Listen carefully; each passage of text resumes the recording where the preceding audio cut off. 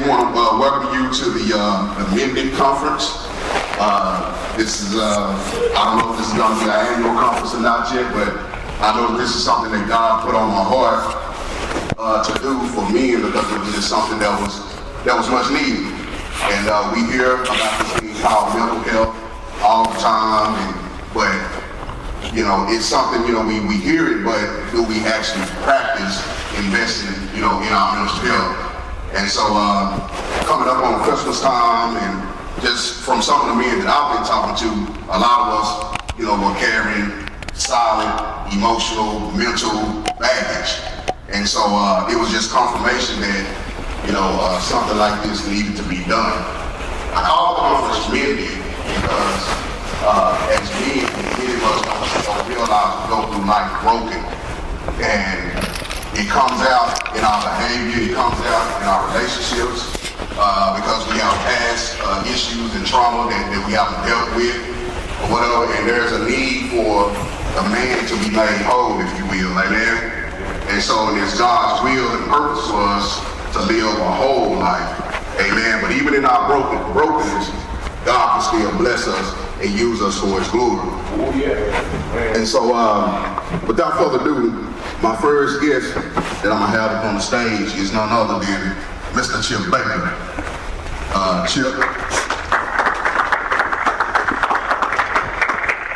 Chip came down all the way from the city of H-Town, Houston, Texas. And I'm gonna read Chip's bio. Chip Baker is a fourth-generation educator. He has been a teacher and a coach for over 26 years. He is a multiple-time best-selling author of 28 books. Man, this brother wrote 28 books. He is a YouTuber and podcaster and transformational speaker. Chip Baker is the creator of the YouTube channel and podcast called Chip Baker, The Success Chronicles, where he interviews people from all walks of life and shares their stories for positive inspiration and motivation. Mr. Chip Baker, appreciate you for being here, my brother. Let's go. Turn it on. Yeah, just shift it up. Let's go. Yeah, man, so again, appreciate you being here, man, and taking the time out of your busy schedule. Man, for those, again, who don't know this brother, he be on the go.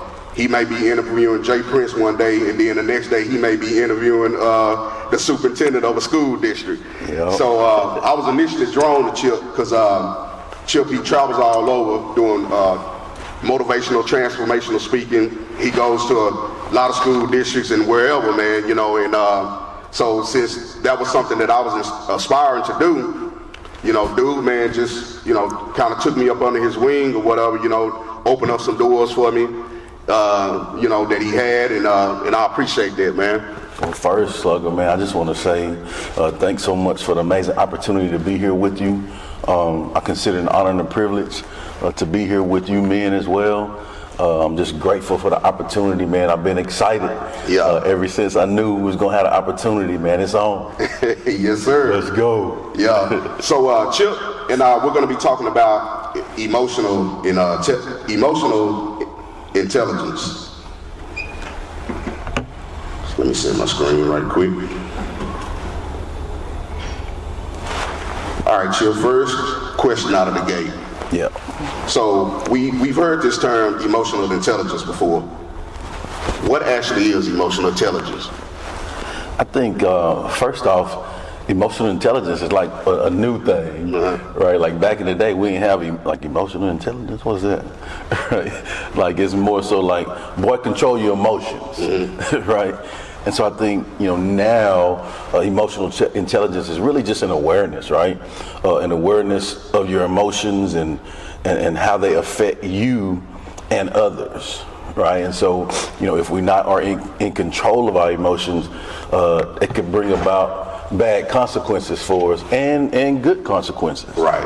So I think really it's just an awareness, man, of our emotions. Okay.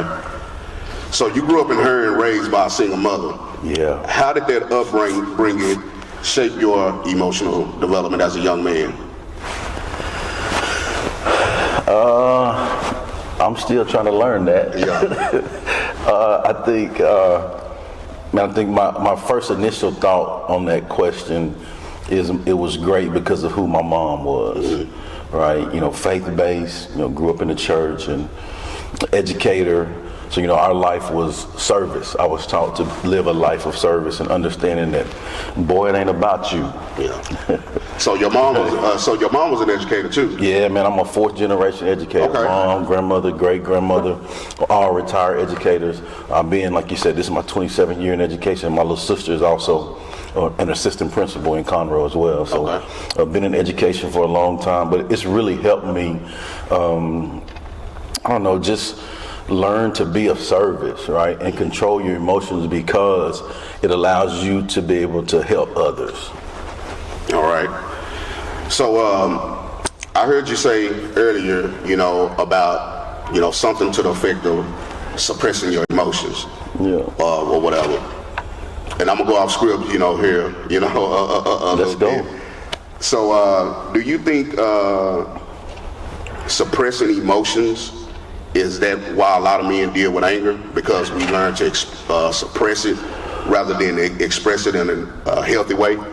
I think emotions are great. Like, it's important to care about what you do, right? It's important to like be in the moment and be passionate and like enjoy and love what you do, right? And give your all to it. It's important to do that. But I think where it sways for us is when we add the AL on the end of emotions, and it gets emotional, right? So in other words, in my feelings. Yeah, in your feelings. Okay. Yeah, control your feelings, boy, right? And so I think when we allow ourselves to let that control us, and we don't have a clue of what we're doing or what we're saying or how our actions are affecting others, well, then that's when it's bad. Right. And so it's important for us. I think when I hear you say that too, I think the words expressing and communication comes up for me as well, because the way you grow through that situation, those emotions, those emotional times, is by communicating your wants and needs, right? So if you continue to suppress those things, then you're going like a pipe, you're gonna blow, right? But it's important to be able to communicate and express those in the right way. Right. And I bring that up because, growing up, we were taught as little boys to, boy, suck it up. Yep. Boys don't cry. Yep. And then we become grown men still carrying that same ideology in life, not, able to show emotion or, be vulnerable. And then, we're a ticking time bomb because we were taught to suppress those emotions. So how much do you think of that that ideology, or what we call old school teaching, plays a factor into the wrong definition of emotional intelligence? I think it plays a big factor. We are the result of our experiences, our environments, our experiences, our relationships, our actions. And so all of that plays a big factor in it, but what we have to do is understand that we are always a work in progress, right? WIP. Yeah, come on, man. Like, even though we achieve great things or whatever, bad or whatever, we have to be in control and understand that each day is an opportunity for us to work on ourselves to be the best version of ourselves, so we can allow ourselves to give, so we can allow ourselves to give the best version of ourselves, right? And if we don't put the work in, well, bro, you don't put the work in, right? You got to put the work in to be the best version of yourself. And that's not like in a selfish man. I'm not saying like me, nah, bro, it ain't about you, right? It's about doing the best that you can to be the best that you can. So now I can give that to the people that I love and care about. And man, that's when it gets really good in your life. Okay. Growing up without a father in the home, what emotional obstacles did you have to overcome on your journey to become the man that you are today? Oh man, I had to take a deep breath before I give you that one, dog. That's maybe 2 deep breaths. Man, I think we gonna go down there another day. Let's go, let's get it, man. I'm with it. I think that's really a tough thing. And just, being transparent and organic, man, just as a kid growing up, you don't realize that grown people have differences, right? And so sometimes, you may think that, oh, like that, their differences have something to do with me, or like, it's my fault, all of those things that we think that are lies, right? All of those things that we look as excuses, right? Right. But what we have to do is just tap into that and just really hone in and understand that, like there's some situations or times in our life where we're going to be put in situations that we don't have nothing to do with. You know what I'm saying? Like because, I was a single, raising a single, I don't have nothing to do with that. Right? And so what we have to do is learn to make the best situation with what the big man has given us. Mm-hmm. Catch that. I don't know if let me go back and make sure you catch that. What we have to do is learn to make the best situation of what the big man has given us. Yeah. Right? Because every situation that we're put in or placed in is because God, I believe it's because God has placed us there, and it's for a purpose and it's for a reason. Right. It's our job and responsibility to figure out what that is. And so on the flip side of that, what I did is I chose not to use that as excuses. And say, oh, poor me, I didn't have this, and blame and do all of that stuff. But what I chose to do is use that as my drive and my motivation and say, now, who can change that? Yeah. I've been married for 27 years. I have a son. My son always know where his daddy is at. Yeah. Right? His father is in his life. So all of those things that I didn't have, all of those students that I've been blessed to be around in my life, I know what it feels like to grow up to be in a single parent home when you don't have. Like, bro, you don't care about math, you hungry, right? Yeah. Like, let me make sure you good. Come on in here, let's make sure you good, and then now we'll get to this lesson. Right. Right? And so all of those things that I was blessed and fortunate to experience in my life, I'm grateful I've had the opportunity to use that to hopefully help others. Right. And really that's been a blessing to me in my life to see that, like, my pain has been for a purpose. So you don't necessarily see your pain as something negative, you see it as something positive. And it takes a process to do that. Right. Though. Like, so that's what I was about to I ask. haven't always been there. Right? So about at what age did you make that switch to say, you know what, I could either be, as my pastor would say, I can either be an example or an excuse? I'm still learning that right now. Right. Right now, I was this age when I was learning that, right? No, I think just like I said with the work in progress, man, I think it's several things that we continue to pick up and understand. Oh, this is why I do that. Oh man, this is why I respond like that. Yep. Like this is like real talk, man. Like just like 2 days ago, it was something that happened that triggered something. Actually, it was preparing for this. It was like we had the conversation. You sent some possible questions. I mean, I had to go deep and like reflect on those things, right? And like, man, like, oh, okay, that's why I do that. Yeah. Oh, that's why I respond. That's why I'm passionate about what I do. That's why. And so, I mean, like that never stops if you want to be great. Right. Come on. So for the man that may be struggling to flip that switch. Yeah. To see not having a father in the home. Yeah. As a blessing in disguise, and they're still hurt by that emotional wound of him not being present. What are some steps that, and I know that this is off script. Nah, come on. What are some steps do you think that men can take to go from being angry to shift their gear and say, okay, I can't waste my life dwelling on what I didn't have? I think the first step is realizing that you are out of character and not yourself. I think that's the first sign till you see, like, man, I'm tripping. Like, like, man, I don't want to be acting like this. Like, what am I, man, Chip, come on, what you doing, dog? Right? And so, like, I think that's the first thing, like, when you put yourself in situations where you're like, man, this don't make me feel good when I act like that. So you do that too, huh? Oh, bro, I thought I was the only somebody that did that. Hey, you said we could be transparent and real in here, right? Oh, okay, all right, yeah. But I think that's the first thing, and then when you do that, just take one step each day to be better at it, right? So, I mean, prime example. So if I'm in a situation and I see, man, I'm gonna go deep with you here. We can be real and transparent. I'm gonna give you real.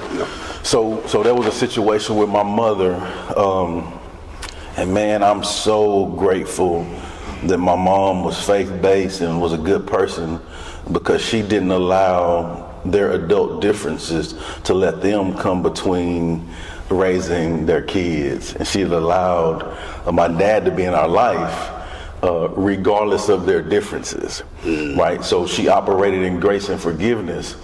And that was the first sign in my life to show me that, man, that lady all right. Yeah. Man, she is all right, because she could have easily said, man, you can't see your kids, you know. Like, it could have been, nah, you boy, nah, get away. Yeah. Like, it could have been all of that, but she knew that raising us the right way, myself and my younger sister, was most important, even more than her, right? And so I'm so grateful for that. And so there was a time where, you know, she would have conversations with him, and you know, in college, you know, I got to, you know, hang some with him, like over Christmas break, and help him do some repairs on his home. And I saw some things that, man, was not good for me, right?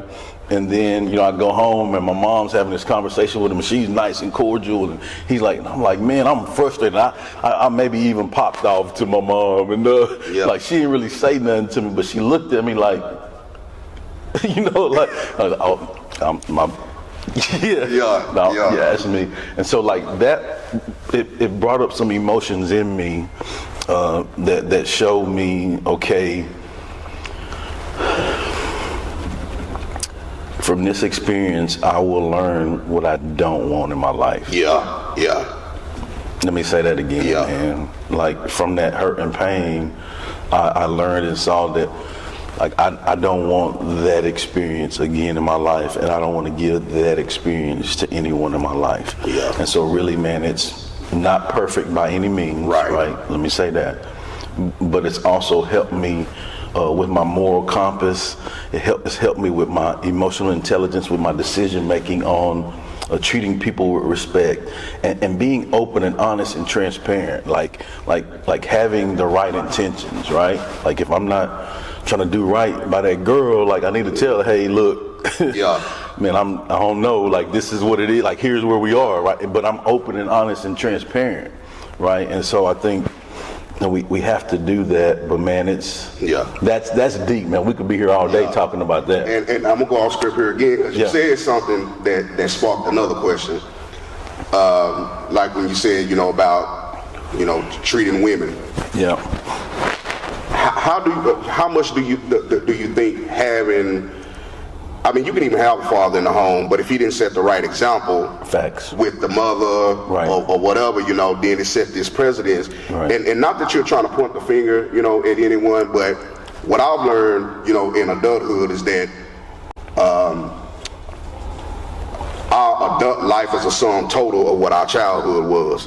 Yep. From what you experienced, from what you've seen, right, from what you heard. And oftentimes we tend to pick up those bad patterns. Speaking personally, there were some things that I saw growing up that traumatized me, that I said that I would never do. But then yet, I ended up doing those same things. Like, and I'll just be transparent here, just in my first marriage, one of the things that I did, and it took, you know, really prayer and having to forgive myself. Yeah. I grew up in a home where my parents argued all the time. They fussed and they fought. And I knew how that made me feel as a kid, but yet I took my kids through that same experience. And when I gave my life to God and I changed my life and I reflected back on all that stuff, then I had to overcome that self-condemnation or whatever. But then as I began to understand, and it took therapy for me to have to go through therapy to realize the roots of where a lot of that stuff, you know, came from. Mm-hmm. And it wasn't that I was, you know, pointing the finger at my mama or my daddy or anything like that right there. But a lot of times we don't understand that our reaction to stuff is coming from a root cause. Exactly. Yeah. Yeah, and that's not just within us, but everybody operates like that. Yeah. Right, and that's how you develop relationships. Like when you see somebody that you care about, it's really not them. Okay, well, let's tap into why, like what's going on with that, right? And so when you take the time to do that, then now you show them that like you really care. Like it's not a surface level deal. It's of substance. Like, no, I really care about you. So let's dive deep into that. I'm not saying, hey, well, I'm cut you off, like you gone, right? Yeah. But it's more so, hey, well, let's dive into that. And then when you have people in your life that will do that for you, it allows you to establish that trust and you build that bond and you work together, right? And that's just not husband and wife. That's any type of relationship, right? Right. That's how you get better. So shifting gears a little bit, okay, you were a head coach and an AD. Mm-hmm. What were some of the patterns that you noticed in young men when it came to emotional maturity or emotional struggle?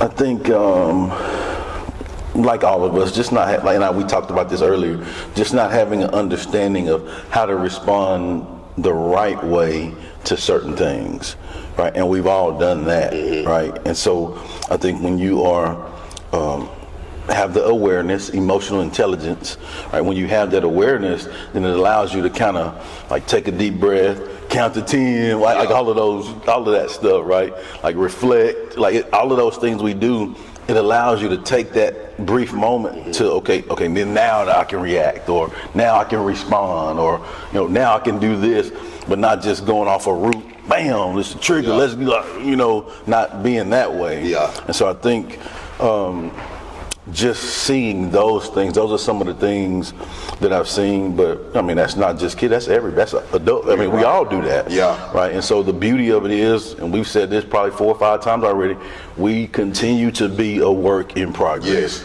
Yes. Right. And so like, how can I judge that kid that make a mistake? Well, I make a lot of mistakes too. Yeah. But what I can say is, hey man, like I see this going on. Hey, let's dive into that. Right. Like, what's up? What's going on? Now I'm gonna hold you accountable. This is what I expect, right? And if you don't do this, then this is what I gotta do, right? Yeah. But let's dive into that and figure out how to get you past that so you can learn from that. And now when you learn from that, you will be better. We both will be better because of that experience. From your perspective, how does emotional intelligence affect a man's leadership in his home, career, and community?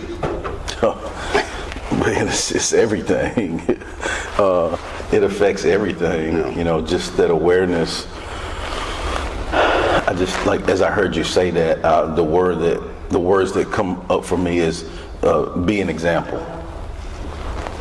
Right, and so as men, it's important for us to be that example. Right, it's important for us to strive to be the example. Yeah. Right, and so I think when we're actively doing that each day, everything around us becomes better because we're better. Right. And so when you take on that mantra, like for me as a father, it's important for me to be the best guy that my son knows, right? As a husband, it's important for me to be the best husband that my wife knows.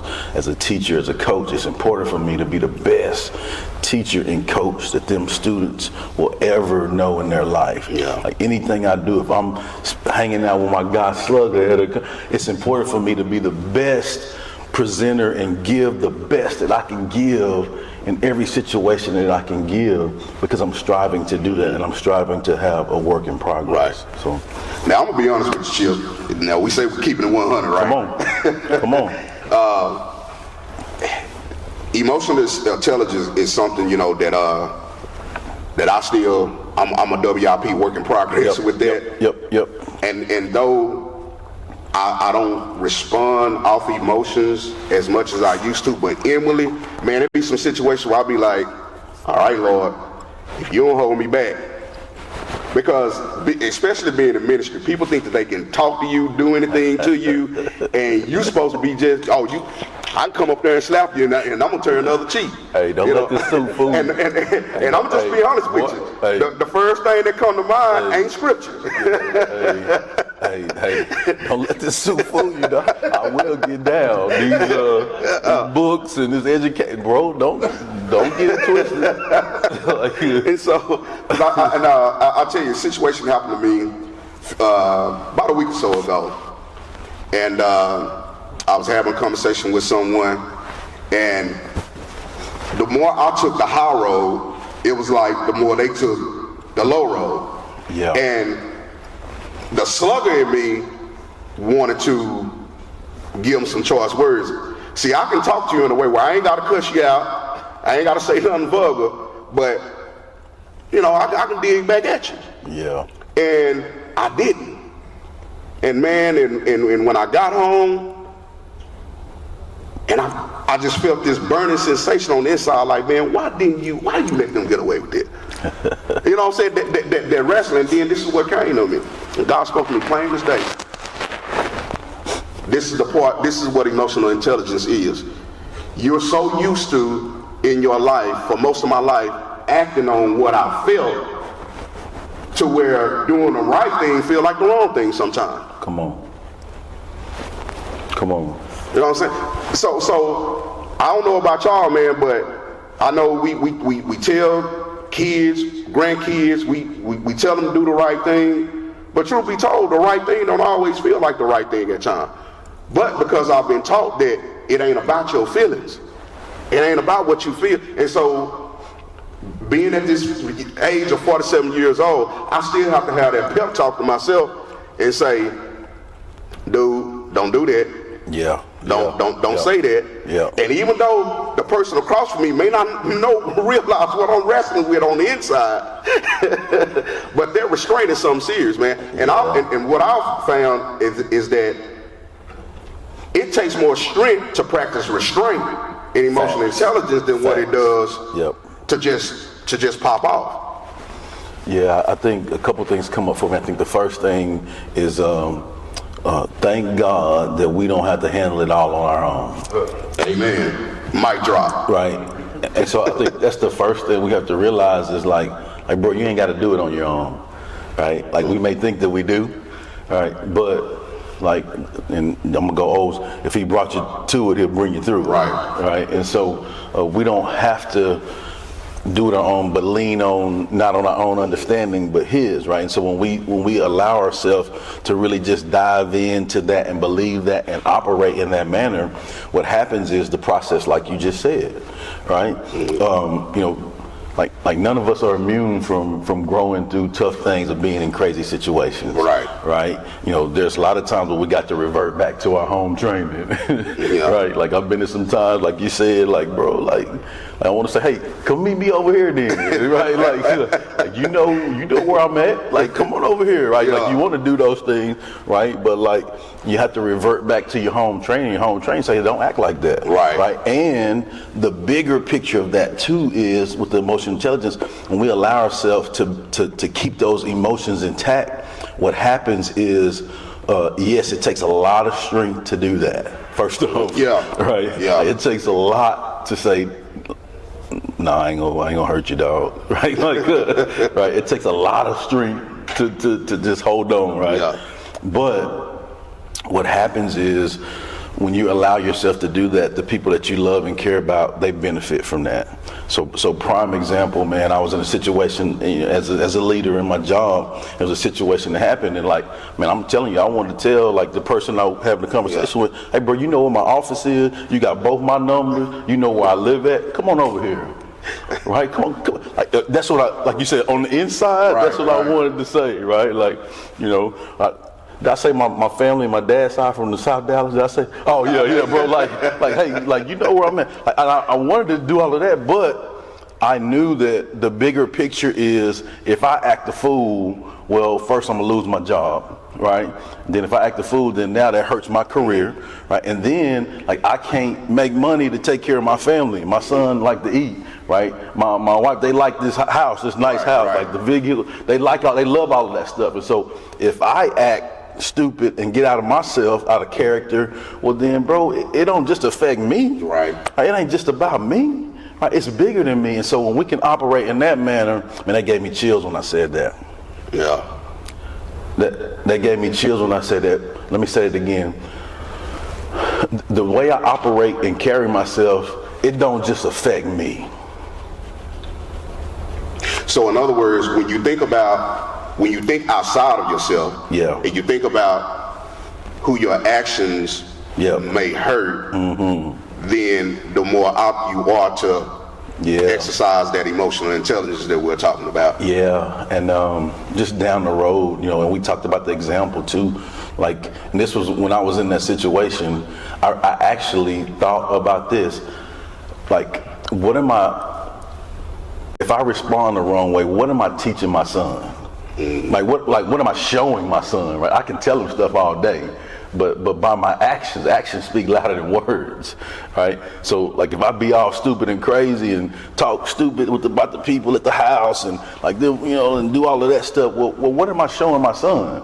I'm showing my son that it's okay to operate like that, and it's not, right? Because if he was in that situation and he acted the wrong way, I'd be like, hey boy, what you doing? Like, when we don't act like that. You're a banker. We don't do that. Yeah. Like, you take the high road. You do what you're supposed to do. You handle your business, right? You be a man of your word. You be a man of character. You know, if you tell people you're gonna do something, you show your butt up and do it, right? And take care of your business, right? So what am I showing him, right? If I don't act that way, right? If I can't control my emotions. In closing, what would you say to every man in this room committed to growing in emotional intelligence? What transformation do you believe would happen in our homes and communities? But then also, what encouragement would you give to every man in this auditorium who desires to be mended and emotionally strong? I think the first question is generational. First short answer to the first question is generational impact. Take a deep breath on that one, and I set up on you, Slugger. I think it's generational impact. You know, there was one thing that I said early. You know, I'm a fourth generation educator. Yeah. Right. I said that, and I said that because that's important to me. Like, I come from a family of church folk. No S, right? That means we was in church for real. Church folk, right? Church folk and educators, and so. That means that we strive to live a life of giving service and understanding that it's bigger than us and not about us. And so when we allow ourselves to do that, a prime example, growing up in church, my mom would say, no, boy, you're going to give service. You're going to sing in the choir. You're going to be an usher. Yeah. Right. Not usher, but usher. Yeah, you heard me. Usher. Yeah. Right. And so that I was made to give service, but it taught me a life of understanding that it's not about you. And so that's just one example of like the generational impact thing.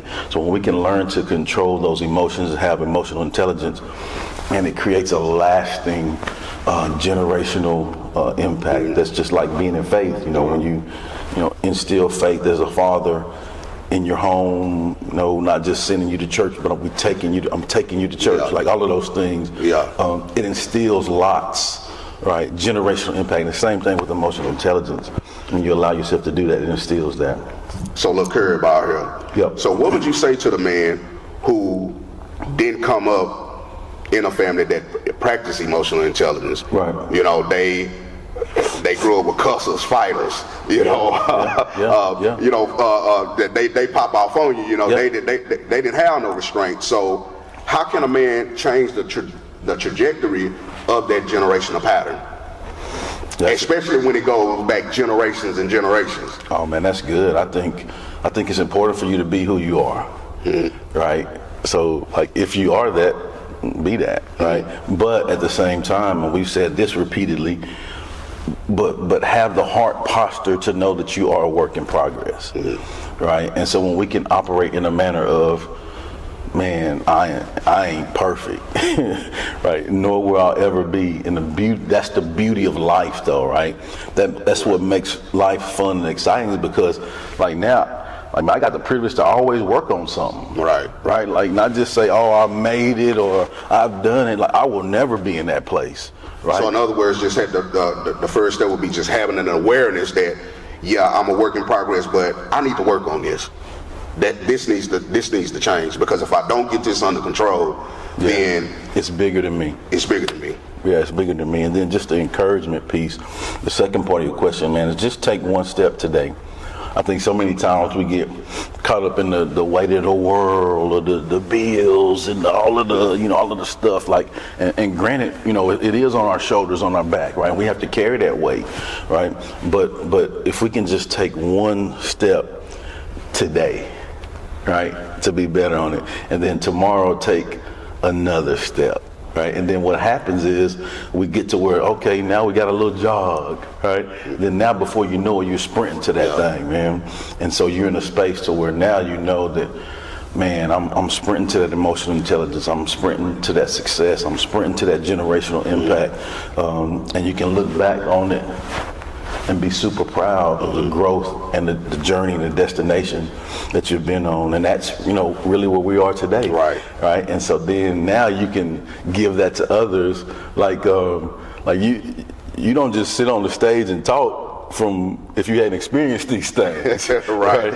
So like you're not up here just giving them fluff. Like, hey guys, we go emotional intelligence. Nah, bro, like, let me tell you, like, we've been through some stuff, right? Yeah. But let me help you with your stuff so that you can operate more efficiently and effectively, and we can all be better. So for me, it's just a generational impact thing.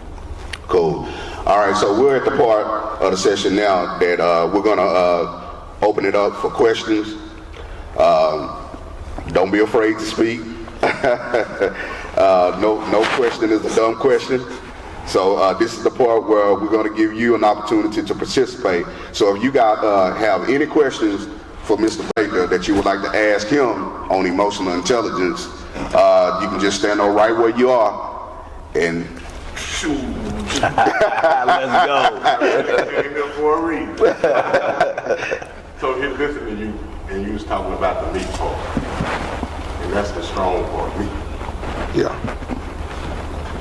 What process you take to eliminate meat? That's good. The question was, what process am I taking to eliminate me? And you're thinking me being like it's about me. The emotional. Yeah. I think the process that I've taken in my life is just, I'm just gonna go back to just God, man. Just knowing that I'm blessed and fortunate to be in every situation that I'm in, right? And just knowing that, like, whatever situation I'm in, good, bad, tough, working, whatever it is, like, the big man brought me to it, right? And so, really just honing in on trusting and believing in that, right? And then the next phase is just understanding that each action that I take, each moment of each day, it affects the people that I love. And then just like weightlifting, right? Like, bro, I can't go in the weight room and look at the bar and get swole. You know that. Come on. Right? I can't put a book to my head and be smart. Yeah. Right, bro. I got to put the weight on there. I got to go to work. I got to move that bar. I got to add weight so I can get reps, and reps make us better. So coming into it, it's not gonna be like magic like that. Like, we got to know that it takes work, right? And we have to be willing to put the work in and sweat and add weight and do it when we don't feel like it, right? And so just put the work in. I think that those are the things for me that have worked for me. Understanding that it's a God thing, it's bigger than me, and then be willing to put the work in each moment of each day. And this the last one right here. This is so good. Is have a time of reflection every day. That's good. Right? Every day, ask yourself. I'm gonna come to you. Like, what did I do well today? Right? That part, right? Start with that, right? Because that's where you build, right? You just don't shoot yourself down for, like, hey, what did I do good at today? Where did I do well on that I'm proud of? Then the next phase is, like, what do I need to be better on, right? And then the next question is, okay, what are the actions I'm going to take tomorrow to be better on what I was not good at today? And really, like, that's a simple process, right? So you're not thinking about, hey, in 3 years, like 5, like, bro, let's get through the day, right? And so when you have that reflection time, I think that really will help. That answer your question, brother? The question was, after you get to God and after you get reflection. After you figure the problem out, Yeah. but you've been in it so long, How do you move? you don't know right. Like Yeah. my right for 44 years been. I can answer that part of it. So when you Yeah. change it, you don't know right. Yeah. So you stuck because you don't know how to do. You don't want to do wrong, but you don't know Right. which. And then when you say reflect, Yeah. figure out like where you get the right answer from. You reflect, you figure out what I did right, what I did Yeah. wrong, and where I go from what I messed up. That's your answer. Thank you. Yes, sir. And I'm glad that you said that too, because I think another thing, just hearing you say that, is putting yourself around what you want to be. Yeah. Right, like putting yourself in situations to where, like, this is prime example, man. Like, we're all just men, like, just trying to do the best we can to be the best version of ourselves. And I just tell you, like, when you walked in, man, you came in dancing and like we shook, you were smiling when the music was on. Like, that blessed me. Like, I got better because of that. You don't even know that, right? And so, like putting yourself around people in situations of what you want to grow to become, even if you don't know that. Like, you know, like, man, it feels good to be in this room. Like, Slugger, a good dude. Like, you know, let's get around that some more. So that's good, brother. Yeah. So what I heard you say, essentially in a nutshell, was faith without works is dead. Amen. And self-evaluation, self-reflection is what helps. But I also like to add on too, I know just speaking personally, man, you got to die to yourself daily. Because, the scripture that comes to mind, it says, if any man be in Christ, he is a new creation. Old things are passed away, behold, all things have become new. But what they didn't tell me was that old man don't die all at once. It's a daily process of, having to constantly, keep that old man down. Because truth be told, most of us spend most of our lives doing more wrong than what we have right. For sure. And so, for sure, I think we'll spend a lifetime, just trying to get it right. But for me though, is I'm one of them people. I don't like excuses. And before anybody else holds me accountable, I'm going to look in that mirror and hold myself accountable. Yep. And so I think, as long as you have that desire to want to be accountable, to want to, fix yourself, and to my detriment sometimes, I'm a bit of a perfectionist. Doing photography, videography, things like that. Like I'm so used to inspecting things, and to where like I don't even have to look for it, it'll just automatically just jump out at me or whatever. And sometimes, let me say this, and this is where I'm going with it. Sometimes having that perfectionist mindset can stunt your growth. Because what happens is that you can be growing, but because you aren't growing by the leaps and bounds that you think you should be growing, and you'll never notice the steps that you have, how far you have actually came. Progress and progress and process is just that. Sometimes it's baby steps, and baby steps count too. So it's good. Yeah. He had a question right here. All right, so you talked about managing your emotional stuff in life as a man, working with people, working with your wife, kids. How do you handle the emotions of everybody around you? That's good. I don't. I think you can. That's it. Like now, be aware of the situations. But I think a lot of times, if you get caught up in, and this is like a little left from what you're saying, but I'm gonna use this and I'm gonna come back to it. Real quick. What I'm saying is, like, in the cases where you said that people were like going off on you or being whatever with you, Yep. how do you handle that? Because they're coming to you with an emotional response. Yep. Gotcha. So how do you consider that case? Boundaries, right? Personally have certain boundaries, have standards by which you operate by, right? So in that case, I didn't tell you how I responded. What I did say is, hey, look, like this is how we operate. Like if there's an issue, hey, come on in, let's sit down, let's talk about it, right? And as men, like, we're gonna talk about it, and either we're gonna fix it or you're gonna be upset. No, but come on, dude. Yeah, we're gonna make it work, dog. That's what we're gonna do. No, but just come on in. Like, we're gonna communicate, and we're gonna work through it. We're gonna figure it out. Like, we're on the same team, basically, right? So if we're in this together, we're on the same team. Like, it means something to me that, like, apparently, like, that hit a nerve with you. You know what I'm saying? So hey, come on in, let's talk about it. And let's grow through this. And then I think from there, we build a trust and a bond. So now I'm not just shooting you down because you hot about this or whatever. Like, no, bro, come on in, let's make it better. So then now when we get in a situation where it comes up again, and because I'm not perfect too, you're like, hey, Chip, hey, man, like, I see that kind of hit you wrong, man. Let's come in, let's talk about that. And let's work through that. And so I think having those boundaries, having those standards, communicating the proper expectations, right? So like if it's with family, it's the same thing I do with my son. Hey, bro, like no, you're not gonna operate, you're not gonna work like that, right? Like, come on in here, let's talk about it. What happened? What's your part in it? Right? This is a father perspective, not an equal with an employee. Like, what's your part in it? Right? Like, what was the surrounding deals? Like, what happened? Okay, now what's the steps you're gonna do to move forward from that? So everything I do, I look at it kind of like a boundaries, standards, a process to work to get better. Well, my response to that is, it's like you said, boundaries.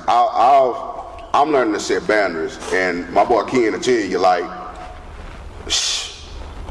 And now I'm gonna go the peaceful route. I'm gonna try to handle things peacefully, talk things out, communicate it. But if I see that we ain't getting nowhere, then now I'm gonna have to set a boundary and say, you know what, I can't waste my emotional intelligence on this situation, because you see it here, and I'm trying to bring it down to here. And so, and if you're a person like me that struggles with temper and anger, and you still deal, I'm gonna throw some water on it, and sometimes you just have to walk away. Sometimes walking away is just the best response. Yeah. And then eventually, when they see that you're not gonna respond on their level, sometimes what I've noticed is, that person will come back and apologize, or they'll just stay away from you. And so sometimes distance is the answer. Put some distance in between me and thee. Amen. I think too, if you don't mind, I like to share this. So this is one thing this is like an applicable tool that you can use right here.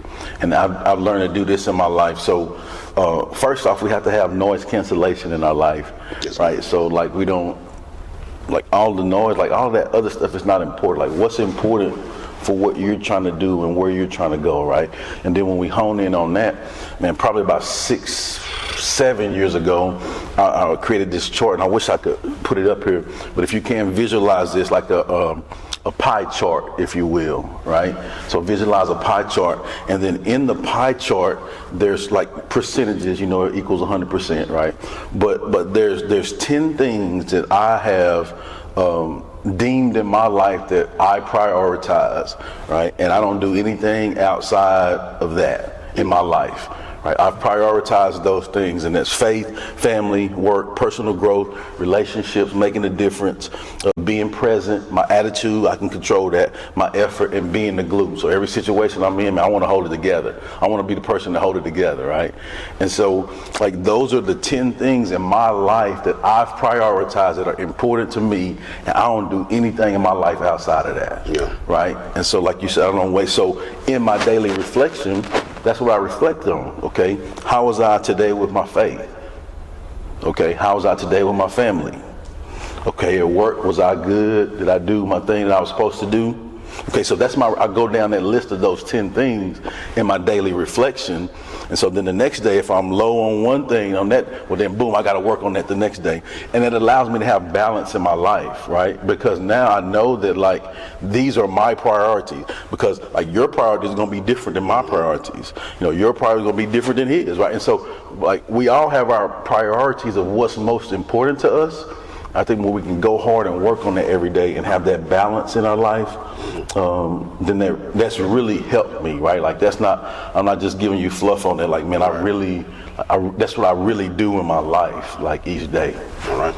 We got about 5 more minutes. We got time for one more question if there's someone else that has a question out in the audience.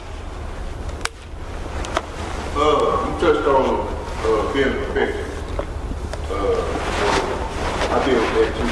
I want to dive a little bit deeper into that, what are some of the things you do to help with that, when you stuck, because I be in my head a lot about doing things right, am I messing up? Yeah. Good enough, so what are some of the things when you get by yourself, after being in the world that you reflect on Right. yourself? Before you dive in, can I say something? Yeah. You're enough. Okay. And I know that's aimed to Slugger, but I want to say this for each one of you men that have stood up and asked the question. Man, thank y'all for that. Right? Yeah. Like that's how we get better is by like being vulnerable, and this is a safe space right here, right? And that's how we get better. So, one man may not have wanted to ask the question you asked, but by you asking, like, you can just help you help everybody, right? And so, man, thank y'all so much for asking those questions. That's good. Yes, sir. So how do I deal with being a perfectionist? What I've had to learn to start doing was, first of all, realize what is at the root of it and where it came from. I grew up in a house with a father who was, you had to get it right. You had to do it right. And if you didn't do it right, like my dad was the type, that he didn't have to whoop me. His words whooped me. And so when I realized that me being a perfectionist was actually a trauma response of always seeking, am I good enough? Am I doing this right? And when I learned that by me picking at myself, that it wasn't making me better, it was making me worse, then that's when I began to start working on reversing it. So now what I have to do is, when I find myself nitpicking at myself or being a perfectionist, I have to remind myself to give myself grace. So what you have to start doing is filtering your thoughts. Start paying attention to the thoughts that are going through your mind. So when you find yourself wanting to not give yourself grace or being hard on yourself, there's a difference between holding yourself accountable and being hard on yourself. That's the thing that I had to learn. And so, and the difference is when you make a mistake, how long do you dwell on it? That's good. That's good. And if you're still dwelling on that mistake a month from now, 2 months from now, and so on and so forth, then you're holding yourself hostage. You're being a perfectionist. But when you holding yourself accountable, you say, okay, I made this mistake. Now I'm gonna self-evaluate to see how can I do better the next time, and then I'm gonna move on from it, but I'm gonna grow from it. And that's the mindset that you have to have, because being a perfectionist, it doesn't point you towards growth. My friend Ken, because this is my sounding board here, he said something to me one time. He said, man, the tree would never grow if you continue to pick the leaves off of it. Come on. I didn't realize that that's what I was doing, myself, steady picking the leaves off. And see, I'm telling you, I was such a perfectionist, bro, to where, believe it or not, on the outside looking in, people would look at me and be like, man, he got it going on, you Minister Slugger. Mm-hmm. I didn't see what everybody else saw. I only saw my flaws. I only saw the worst of me. Because I'm saying to myself, man, if you really knew the things, that I struggle with, then you wouldn't think so highly of me. And oftentimes what I had to learn too is that you'll think, because you see yourself a certain way, you'll think that other people feel that same way about you. Then you start developing insecurity. There you go, because now what you start doing is you start isolating yourself when the problem ain't them. The problem is me, and what insecurity is I'm not secure in me. Insecurity. It's I'm feeling not secure on the inside. So I hope that answers the question, but you just gotta, and then what you gotta start doing, you gotta start encouraging yourself. Positive self-talk. Yeah. Believe it or not, that sounds simple, but for a person who's a perfectionist, and you're always nitpicking yourself, saying something good about yourself it takes work. And like I said, especially coming from an environment that I came up in, see, because on the outside looking in, people looked at, well, man, y'all drive Cadillacs, y'all living good, because we was like cars, growing up back in the day. But people didn't know what the inside, was like. And so, coming from someone, who would always tear me down with their words, I learned to do that same thing about myself. And I'm gonna say this here and I'm gonna wrap it up. I was in my therapist's office one day, and she asked me a question. She says, what are some of the things that you say to yourself when you mess up? I kind of laughed and I was like, nah, you don't want to hear that. She said, no, I want to hear it. No, I ain't finna say that. I ain't finna. She said, this is a safe space. I need you to tell me, what are some of the things that you say to yourself when you are not proud of you? So I told her. And she looked at me, she let me get it out. She says, do you not realize that you talk to yourself the way that your father talked to you? Yeah. As simple as that was, a statement as that was a breakthrough for me, because I didn't catch that pattern. And when she said that to me, the tears began to flow. And from that day forward, I began to, make it a point to encourage myself. Now, have I perfected it? No, I haven't. But if you grew up, under, whether it's father, mother, or whatever, and don't get me wrong, this is not to bash, my parents, because a lot of times, man, our parents, they do the best that they can. Right. And so they weren't taught emotional intelligence. It's generational stuff that's been passed down. And then we end up mimicking, how we were raised, and that's how generational trauma is passed down. And so I made it a point, just even in my adult life, because I'm still working, learning how to be the best husband that I could be, the best grandfather, the best father, friend, and so on and so forth. So just learn to give yourself grace and know that if you mess up, don't stay down, get up, and just keep pushing.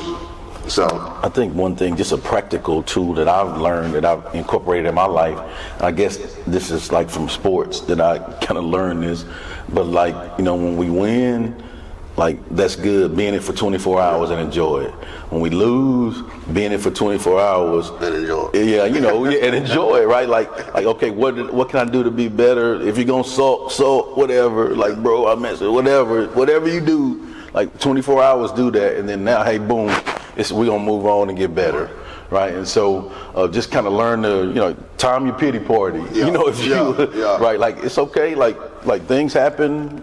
Be in the moment.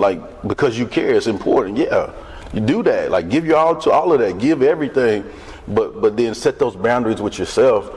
With myself, where I can say, hey, 24 hours and now I got to move on, because if I don't move on from that, good or bad, then I'm not the best version of myself for the next experience that I'll have. There you go. And so, and I've even incorporated that with my son, we do that too, bro, man, yeah, you lost, be in the moment, bro, get you about 6 hours, man, be upset about 6 hours, man, but then after that, okay, do the reflection, look at yourself, what was your part in it? Okay, now what are you going to do to move on? And then move the heck on. Yeah. Right? All right, and that's a great segue. So we about to move the heck on. Come on. I appreciate you, my brother. Appreciate you. Thank y'all for having me, man. Hope it was a Yes, sir. blessing.